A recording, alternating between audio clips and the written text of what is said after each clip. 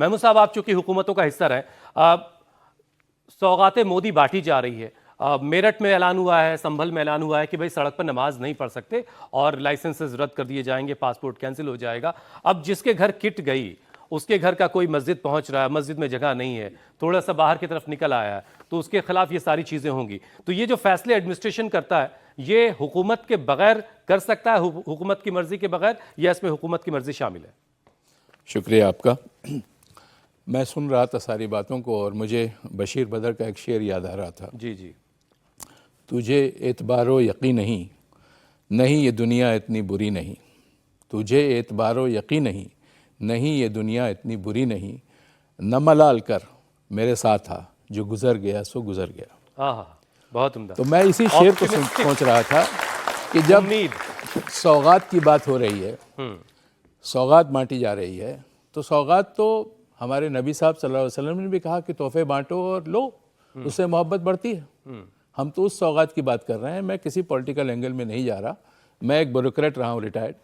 आपको एक छोटी सी बात बताता हूँ। आपने कहा कि इसमें एडमिनिस्ट्रेशन का कहाँ तक साथ होता है। मैं नेपाल का वाक़या सुनाता हूँ। नेपाल में मैं काउंसलर था और योग दिवस मनाने का हुक्मनामा आया था। मुझे बुला के कहा गया, मैं बड़ी साफगोई से बात कर रहा हूँ कि साहब, मुसलमानों को, नेपाल के मुसलमानों को योग में जोड़िए। और ये जिम्मेदारी मुझे दी गई। आपको ये मैं बता दूं, नेपाल पहाड़ और तराई में बसा हुआ है। 40% पहाड़ है, 60% तराई है। तराई में मुसलमानों की 30 से 35% तक आबादी है कई शहरों में। उनको हमारे तरफ लाना था, इंडियन एम्बेसी की तरफ जोड़ना था। तो हमने जाके मदरसों में जब बात की, मैं जाता रहता था, तो उन्होंने कहा कि साहब योग से हमारा कोई ताल्लुक़ नहीं है, हम नहीं जाएंगे। हमारे एम्बेसडर साहब ने कहा कि ये तुम्हारे लिए चैलेंज है महमूद, लेके आओ।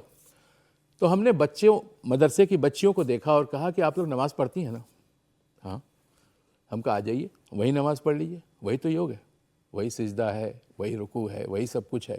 आप नमाज ना पढ़ करके सोचिएगा कि एक हेल्थ की तरफ, एक कम्युनिटी की तरफ आप जा रहे हैं। आप यकीन कीजिए, 800 लोगों का मजमा आया, उसमें 300 मुसलमान शरीक हुए थे और बहुत अच्छे से योग भी हुआ, बहुत अच्छे से उसके बाद नमाज भी कराई गई। मतलब आपने कन्विंस किया और लोग कन्विंस करने की ज़रूरत होती है। एडमिनिस्ट्रेशन हमेशा कन्विंस करता है।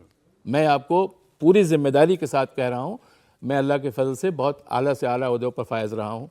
अटारी बॉर्डर पे मैं पाकिस्तान के साथ डील करता था, नेपाल रहा, दिल्ली रहा, कई माइनॉरिटी अफेयर्स मिनिस्ट्री में रहा। जब तक अफर्मेटिव एक्शन आप नहीं लेंगे, अब अफर्मेटिव एक्शन को आप सिर्फ अफर्मेटिव एक्शन ही मत रखिए, वो एक सोसाइटी का पार्ट बनता है। आपको बताना पड़ता है कि आप ये काम क्यों कर रहे हैं।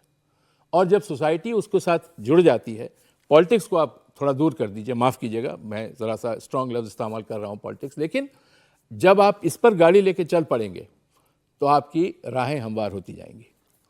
हमारे प्राइम मिनिस्टर साहब, मोदी साहब अगर कोई तोहफ़ा दे रहे हैं, ठीक है, तोहफ़ा तो तोहफ़ा है बहुत, लेकिन हाँ, साथ में इंतज़ामिया को बड़े से बड़े लेवल पे हमारे साथ बैठे हैं लोग। नहीं महमूद साहब, उसमें बहुत सारे लोग ये सवाल पूछ रहे होते हैं कि भाई होली हो रही है तो सुबह से दोपहर तक पूरा शहर का शहर बंद है, कावड़ के जुलूस निकल रहे हैं, वो बहुत पूरा इलाका ब्लॉक है, फूलों की बारिश हो रही है। अब मस्जिद में, किसी ज़माने में मस्जिद बनी, उसमें 100 लोगों की नमाज़ पढ़ने की जगह है, नमाज की जगह कम पड़ गई, थोड़ी देर के लिए बाहर मस्जिद से अगर नमाज हो रही है, तो इसमें एडमिनिस्ट्रेशन को क्या दुश्वारी होनी चाहिए कि फ़ौरन से ये फरमान आ जाता है कि भाई सड़क पर नमाज नहीं होने दी जाएगी, नहीं हो सकती है। इसको लेकर के बहुत सारे सवाल लोग पूछ रहे हैं। ये आपको फरमान कैसा लगता है? देखिए, बस बात यह है कि आप तफरका नहीं कर सकते। अगर एक फरमान किसी एक पर्टिकुलर कम्युनिटी के लिए है तो वही फरमान दूसरे के लिए भी लागू होगा। अब जुमा की नमाज को ही आप ले लें, कई बार रमज़ान के बाहर, ईद के बाहर चले जाएं, सड़कों पे भीड़ उमड़ आती है, नमाजें होती हैं। लॉ एंड ऑर्डर के हिसाब से वो गलत है, साफ बात है। मस्जिदें नमाज के लिए हैं, सड़कें नमाज के लिए नहीं बनी हैं। लेकिन वहाँ की सिचुएशन को देखते हुए वहाँ का इंतज़ामिया ये फैसला करता है कि नहीं साहब, इस नमाज के लिए लोगों को सड़क पे भी आने दो, जगह नहीं है इनके पास। वही चीज़ एडमिनिस्ट्रेशन को, इंतज़ामिया को आज भी सोचना चाहिए।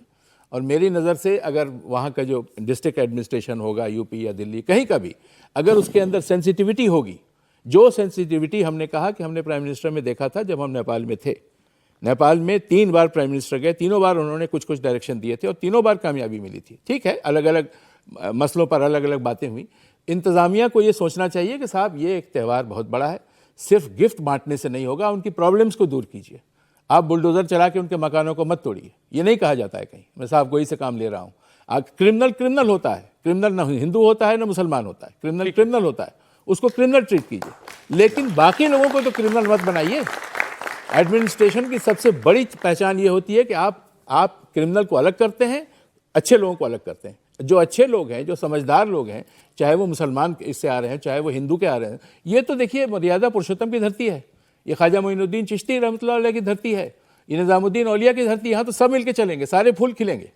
तो आपको सबको देना है मौका और एक नज़र से सबको देखना है। जहाँ पे हमारी चूक है इंतज़ामिया की, हम उसको सुधार लें। जहाँ पे पॉलिटिकल विजन की ज़रूरत है, आप पॉलिटिकल विजन दें, और पॉलिटिकल विजन आपका तफरीका ना बटाए, आप एक इंक्लूसिव लेके चलें। मैं काफ़ी कॉन्फिडेंस रखता हूँ कि ये जो शुरुआत हुई है सौगात की, ये कामयाब होगी। इसके पीछे बहुत सारी चीज़ें हैं, इनको बढ़ने दीजिए। साथ साथ मसले आएंगे, साथ साथ मसलों का हल भी निकलेगा।